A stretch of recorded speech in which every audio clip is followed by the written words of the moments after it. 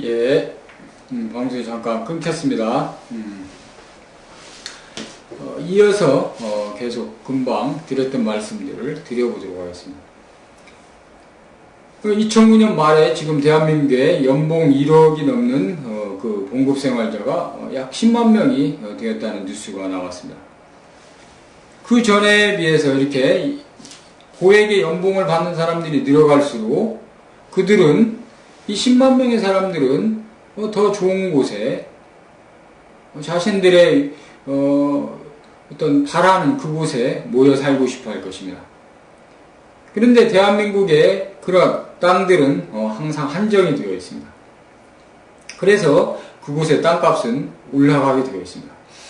이렇게 고액의 자산을 가진 사람들의 숫자가 늘어날수록 그 요지의 땅값들은 당연히 올라가게 되어 있습니다. 또 이 사람들이 거기만 살 뿐만 아니라 그 주변의 땅들까지 사들일 수 있는 능력이 되기 때문에 이런 사람들이 많아지면 많아질수록 그 나라의 땅값은 올라가게 되어 있습니다. 특별히 집중지역의 땅값은 올라가게 되어 있습니다.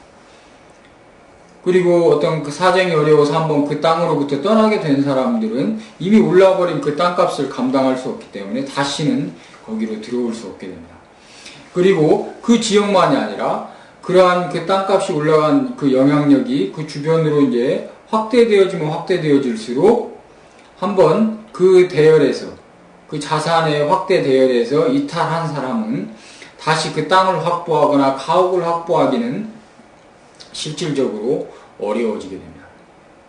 이것이 바로 그 국부의 증대와 이 가난한 사람들의 증대가 함께 맞물려가는 이유입니다. 그래서 한 나라가 부자가 되어진다고 꼭 가난한 사람들이 좋아지는 것은 아닙니다. 이것이 이스라엘의 문제였습니다. 이스라엘이 많은 무역과 또 여러 전쟁을 통해서 그 상류층들이 부자가 되었지만 그 부가 이스라엘 전체 가운데 골고루 퍼지지 못하고 가난한 사람들은 더 힘들게 되어진 것이고 특별히 이 땅과 관련해서는 더 큰 문제가 벌어진 것입니다. 바로 이런 것을 막기 위해서 하나님께서는 희년 제도를 두신 것입니다. 그날의 땅값은 변동이 될 수 있습니다.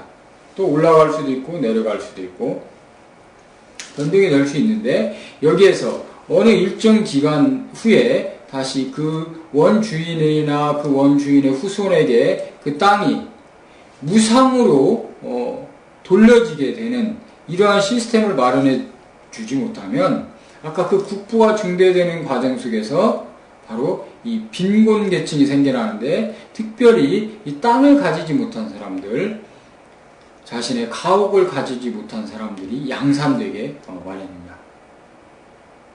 바로 이것을 막고자 하나님께서는 이스라엘 가운데 희년 제도를 두셨던 것입니다.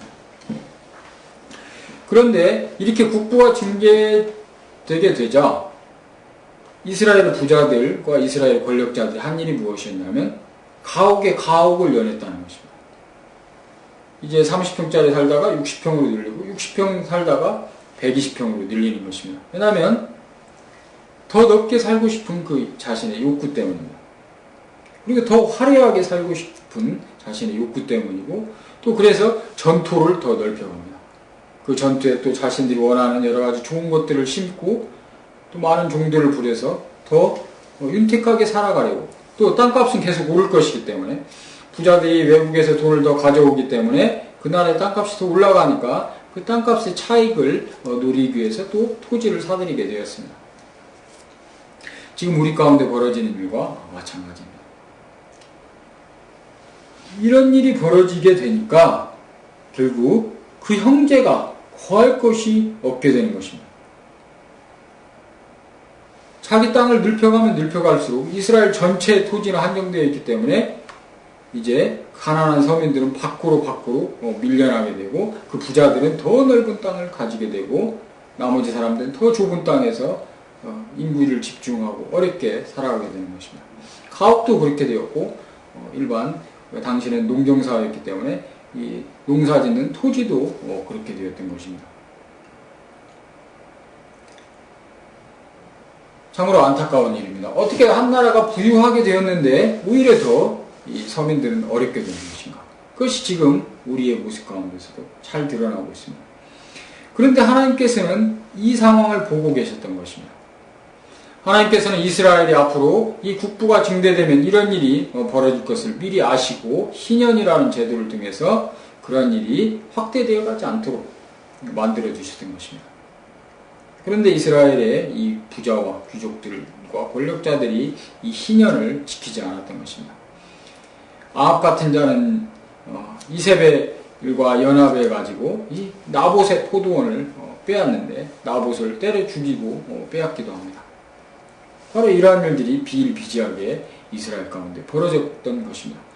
하나님께서는 이스라엘에게 복 주신 이유가, 아까 이스라엘에게 여러 가지 혜택을 주신 이유가 그 극상품 포도나무를 통해서 이 공평과 정의라는 열매가 잘 맺히기를 바라시고 그렇게 하셨던 것인데, 오히려 그 극상품 포도나무, 즉 이스라엘에게 여러 가지 복과 여러 가지 좋은 혜택들이 제공되어지자 이들은 바로 이러한 포악한 일들을 그 민족 가운데 벌였던 것입니다. 이것은 오늘날 대한민국에도 마찬가지입니다. 부자들이 더 많은 땅을 사들이고 집을 한 채, 두 채, 세 채, 네 채 집을 확보해 갑니다. 대한민국의 이 가구 수는 한정될 수밖에 없습니다. 특별히 요지에, 이 수도권의 가구는 한정될 수밖에 없습니다. 무한정 공산품을 생산하듯이 이 집의 가구 수를 늘려갈 수는 없습니다. 100층, 200층 올라간다 할지라도 어느 정도는 늘려갈 수 있지만 한계가 있게 마련입니다. 왜냐하면 대한민국의 땅 자체가 한계가 있고 또 특별히 집중지는 한계가 있기 때문입니다. 그런데 이 부자들이 한 채, 두 채, 세 채, 네 채, 다섯 채, 어떤 사람은 1000채까지 이렇게 집을 가지고 있는 이 상황들이 바로 이 유대의 상황과 마찬가지였습니다. 하나님은 이 일에 분노하신 것입니다. 하나님께는 부자나 가난한 사람이라 모두 똑같이 소중하십니다. 부유하거나 가난하거나 똑같이 하나님께는 소중한 사람들입니다. 그런데 이 부자들이 이 가난한 자들을 힘들게 만들어 버렸기 때문에 하나님께서는 이스라엘을 향해서 진노하신 것입니다. 그래서 하나님께서는 이제 9절에서 만군의 여호와께서 내 귀에 말씀하시되 정령이 허다한 가옥이 황폐하리니 크고 아름다울지라도 거할 자가 없을 것입니다. 이제 부자들이 크고 아름다운 집을 지었지만, 온갖 대리석과 화려한 것으로 크고 아름다운 집을 지었지만, 이 가난한 자들의 고통에 귀를 기울이신 하나님께서 여기를 치셔서 이제 그 가옥들이 황폐해서 아예 거할 사람이 없게 된다는 것입니다. 우린 최근에 이 일을 직접 목도했습니다.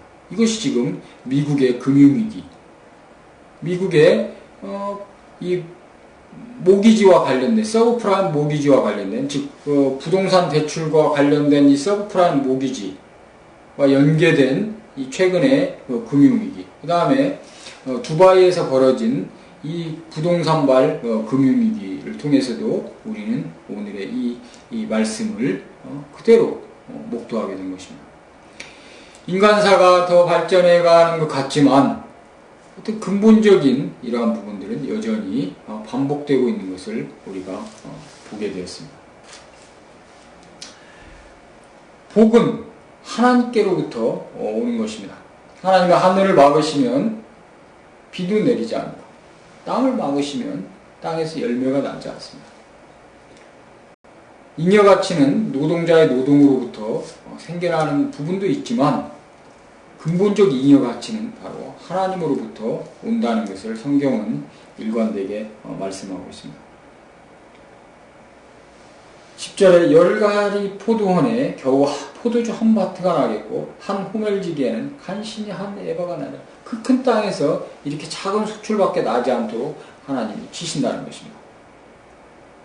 그런데 이 상황이 되었을 때, 이 상황이 되기 그 전에 이 부자들이 어떤 자들인가가 11절에 나옵니다. 아침에 일찍 일어나 독주를 따라가며 밤이 깊도록 머물러 포도주에 취하는 그들은 화 있을진저. 이들은 이제 가옥에 가옥을 연하고 그 토지에 토지를 연했기 때문에 더 사치스러워졌고 더 많은 돈이 들어왔고 외국과의 교역을 통해서 더 많은 재화를 얻게 되었습니다. 지금 대한민국의 국부가 많이 증대되었습니다. 대한민국의 토지 총 자산 지금 7천조 원, 땅값 이런 거 합쳐서 7천조 원 가량 된다고 하는데요. 이렇게 국부가 증대된 것입니다. 수출을 해서 돈을 받아왔기 때문에 땅값도 올라가고 또 여러 가지 물품을 생산해서 계속해서 이렇게 국부가 증대되는 것입니다. 그런데 이렇게 국부가 증대된 속에서 이들이 결국 한 짓이 무엇이냐면 독주, 아주 도수가 높은 이 독주를 따라가면서 아침부터 밤까지 마시고 포도주를 빚고 그걸 마시고 즐기고 했다는 것입니다. 부자가 되면 그리고 가난한 사람들을 돌보지 않으면 결국 이렇게 됩니다. 즐기는 일에 몰두하게 되어 있습니다. 넘쳐나는 그 잉여의 그 자산을 가지고 이들이 쓰는 것이 결국 술 마시는 일입니다. 많은 부자들이 결국 이 길로 가게 됩니다. 하나님 바로 가난한 자들을 힘들게 만들고 그리고 그 가진 부를 통해서 이렇게 술에 취해버린 이들을 향해서 진노하시는 것입니다. 12절에 그들이 연회에는 수금과 비파와 소고와 저와 포도주를 갖추었어도 여호와의 행하심을 관심치 아니하며 그의 손으로 하신 일을 생각지 아니하는도다. 이들이 이렇게 놀고 먹고 즐기고 하는 일에는 모든 것을 쏟지만 하나님이 이 세상을 바라보시는 그 일, 하나님이 가지신 그 마음에는 아예 관심을 두지 않는 것을 하나님 보시고 진노하시는 것입니다. 이제 여러 번 선지자들을 통해서 다시 그 가옥을 돌려주고 토지를 돌려주고 가난한 자들과 함께 살아가라고 말씀하셨지만 이제 그 말을 듣지 않게 되자 하나님께서는 아예 이 이스라엘 자체를 해체시켜버릴 그 계획을 그들의 가운데 말씀하십니다. 13절에 이러므로 나의 백성이 무지함을 인하여 사로잡힐 것이요 그 귀한 자는 줄일 것이요 무리는 목마를 것이요.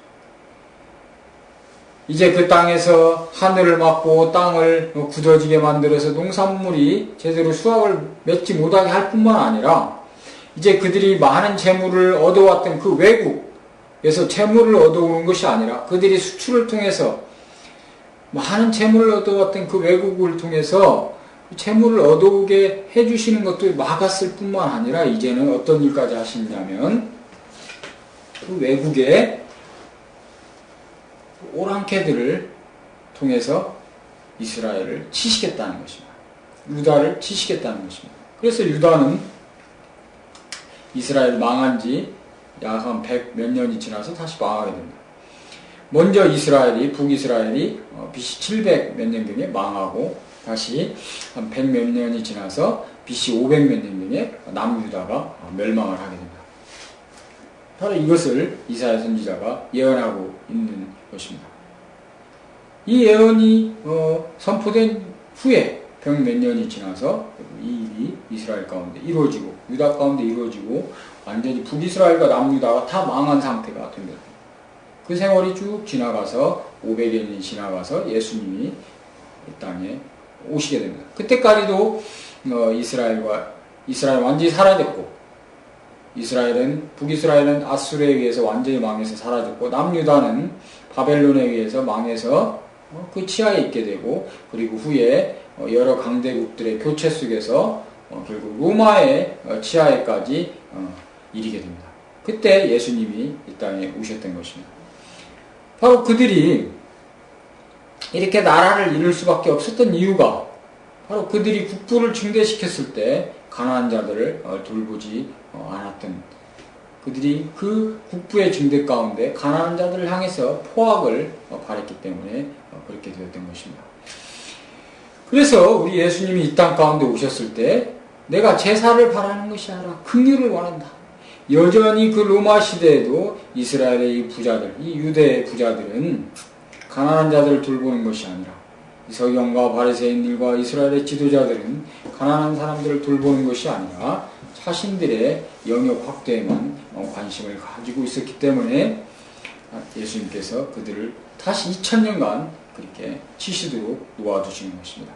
그러한 포악한 자들이었기 때문에 예수님이 이 땅에 오셔서 그들을 향해서 이 이사야 선지자처럼 의의 말씀, 공평의 말씀을 전하셨을 때 그들은 예수님을 잡아서 십자가로 끌고 갈 수밖에 없었던 것입니다.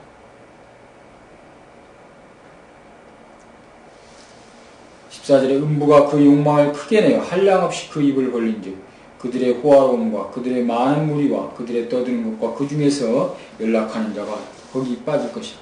하나님께서 이렇게 치시기 때문에 많은 것들을 누리고 즐겼지만 그들이 결국 이 음부 가운데, 이 지옥 가운데 떨어지게 된다는 것입니다.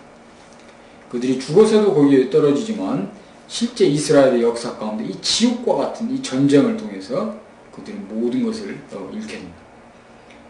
시드기야 같은 왕은 눈이 뽑혀서 바벨론으로 끌려가게 됩니다. 천한 자는 굴복되고 귀한 자는 낮아지고 오만한 자의 눈도 낮아질 것이로되 오직 만군의 여호와는 공평함으로 높임을 받으시며 거룩하신 하나님은 의로우심으로 거룩하다함을 받으시리니 이 불의한 짓을 한 이스라엘을 치신 이 하나님은 거룩하심을 받으시고 높임을 받으실 것이라는 것입니다. 그래서 우리는 지금 이 2010년이 되는 이 대한민국의 역사 가운데 참으로 크게 주의해야 합니다. 지금 대한민국에 이 토지값이 올라는 이유, 서민들은 지금 88만원 세대라 해가지고 100만원도 잘 못 받는 사람들이 많고, 그러나 이 토지값이 올라가고 이 집값이 올라가서 이 서민들이 아예 집을 사기도 어렵고, 또 집을 사기는커녕 그냥 월세나 전세 사는 것도 크게 부담이 되어버린 이런 상황입니다. 이런 나라를 향해서 하나님이 어떤 마음을 가지시겠습니까? 하나님은 잠깐은 기다리시지만 결국 이스라엘과 유다가 회개하기를 바라시고 잠깐은 기다리셨지만 그들이 그 100여 년의 기간 동안에 이사야의 말씀이 전해진 뒤로 그 100여 년의 기간 동안에 회개하지 않게 되자 아예 그 나라가 산산이 쪼개져 버린 그 역사를 당하게 된 것입니다. 하나님은 이스라엘 가운데도 이런 아주 잔인할 정도의 형벌을 내리시는데 하물며 이 대한민국 같은 나라야 어떻게 더 큰 형벌을 받을지 누가 알겠습니까? 대한민국이 모두가 하나님을 섬기는 나라도 아니고 오늘도 이렇게 절에 가서 절을 드리는 사람도 많을 것이고 또 1월 1일 날 해 뜬다고 해 보러 간 사람들도 많을 것입니다. 해 앞에 가서 소원을 빈 사람들도 많을 것입니다. 하나님은 1월 성신 해와 달과 별 앞에서 절하지 말라고 말씀하십니다. 왜 해를 보러 가야 됩니까? 왜 1월 1일 날 해 뜨는 것을 보러 가야 됩니까? 그것은 크게 잘못된 것입니다. 하나님 앞에 나와서 기도를 드려야 되는 것입니다. 바로 이런 나라가 이스라엘보다 더 큰 재앙을 받지 않으리라고 누가 자신하겠습니까? 이 나라가 이렇게 국부가 중대되고 연봉이 1억이 넘는 사람들이 이렇게 10만 명이나 생겼을 때 이 백성 가운데 포악이 없고 부르짖음이 없다면 이 나라는 이러한 재앙을 받지 않을 것입니다. 그러나 연봉을 1억이 넘게 받는 사람들이 10만 명이 늘었다 할지라도 오히려 1000만 명의 이 서민들이 더 힘들어진 상황으로 가게 됐다면 하나님은 그 10만 명이 아니라 그 고통받는 그 1000만 때문에 결국 이 나라를 버리시게 되시는 것입니다. 우리는 이것을 두려워해야 합니다. 그때에는 어린 양들이 자기 초장에 있는 것같이 먹을 것이요 살찐 자의 황무한 밭에 소사는 유리하는 자들이 먹으리라. 하나님께서 다 치셨기 때문에 이제 이 어린 양들이 많은 것들을 빼앗겼던 이 어린 양들이 거기서 먹게 될 것이고 자기의 모든 것들을 잃고 유리했던 이 노숙자들과 이 가난한 사람들이 그 땅에서 평안을 누리게 된다는 말씀입니다. 릭 워렌인가 하는 그 새들백 교회, 미국의 새들백 교회가 참으로 유명한 교회입니다. 그 교회에 그 릭 워렌인가 하는 그 목사가 목적이 이끄는 삶인가 하는 그 책을 써서 전 세계적으로 약 4천만 부 이상 팔렸다고 합니다. 근데 최근 그 뉴스에 이 릭 워렌 목사가 이 목적이 이끄는 삶을 쓴 이 새들백 교회의 이 담임 목사가 긴급 헌금을 요구했습니다. 세들백 교회에 많은 그 10% 정도의 교인들이 직장을 잃게 되고, 그래서 이번 성탄절에 헌금이 들어오지 않게 되고, 자신들이 원한 만큼 헌금이 들어오지 않게 되고, 그래서 그들이 큰 어려움 가운데 빠져서, 재정적 어려움 가운데 빠져서, 긴급 헌금을 요구했다고 뉴스에 나왔습니다. 미국이 왜 이 지경이 되었을까요? 그 상층부에 연봉을 $10,000만 받는 사람들, $1억 받는 사람들이 있는데, 왜 이렇게 부자가 많아진 이 속에서 오히려 더 어려워진 이 서민들이 더 많아졌고, 그리고 결국 미국이 저런 금융위기에 빠지게 되고, 그 부동산가의 폭등 속에서 저런 금융위기로 빠지게 되고, 결국엔 이 교회까지도 이러한 문제가 생기게 된 이유가 무엇일까요? 이 목적이 이끄는 삶을 쓴 이 릭 워렌 목사, 이 교회의 성장, 지금 한국에도 사랑의 교회, 온누리 교회 같은 이러한 그 성장 방식을 아주 선도적으로 이끌었던 이 세들백 교회가 왜 이런 지경이 되었을까요? 이것이 바로 이스라엘의 역사입니다. 18절을 읽어보겠습니다. 거짓으로 끈을 삼아 죄악을 끌며 술의 줄로 함같이 죄악을 끄는 자는 화 있을진저. 바로 이 세들백 교회, 또 이 한국의 온누리 교회나 이 사랑의 교회 이 목사들이 결국엔 거짓으로 끈을 삼아 죄악을 끌고 술의 줄로 함같이 죄악을 끄는 자였을 가능성이 많다는 것입니다. 이 국부가 증대되는 속에서 서민들의 고통을 미리 알고, 그래서 이사야 선지자처럼 이러한 선지자적인 역할을 했었어야 함에도 불구하고 이 세들백 교회 이 목사는 그런 짓을 하지 않았던 것입니다.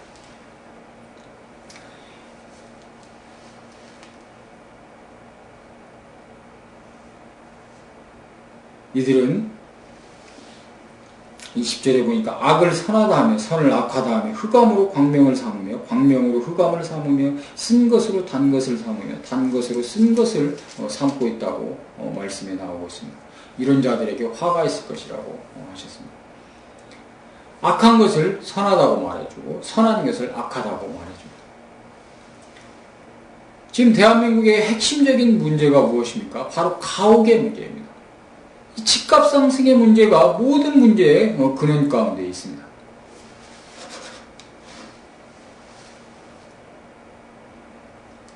그런데 이 본질적인 문제에 답을 주지 않고, 이 본질적인 문제를 해결해 주려 하지 않고, 그들을 향해서 경고하지 않으면서 그저 주변의 이야기로 교인들을 이끌고 그 사회를 향해서 악한 것을 악하다 말하지 않고 선한 것을 선하다 말하지 않는 이러한 거짓 목자들, 이것이 바로 예수님 당시의 서기관과 바리새인들이었고 오늘날 대한민국의 대부분의 대형교회 목사들이라고 할 수 있습니다. 이들은 스스로 지혜롭다 하며 스스로 명철하다 하지만 하나님께서 이들에게 화를 내리시는 것입니다. 포도주를 마시기에 용감하며 독주를 빚기에 유력한 그들은 화 있을진저. 이 나라의 대통령부터 폭탄주를 마시면서 국무위원들과 그런 회의를 하고 있습니다. 대통령이 장로라고 하는데도 불구하고 그 폭탄주를 돌려 마시는 일들을 우리는 잘 보았습니다. 이들에 대해 화가 있을 것이라는 것입니다. 이스라엘이 갑자기 망하지 않았다는 것을 우리는 잘 알아야 됩니다. 이 끊임없는 선지자들의 경고 속에서 그들은 이 악한 아합의 시대에도 또 악한 그 유대의 마지막 왕들의 시대에도 그들은 큰 번영을 누렸다는 것을 잘 알아야 합니다. 미국이 작년에 재작년에 그러한 금융위기가 있기 전에 이들은 상당히 오랜 동안 번영을 누렸다는 것을 알아야 합니다. 누구도 예상치 못한 그 시간에 이들은 무너지게 되었습니다. 대한민국도 마찬가지입니다.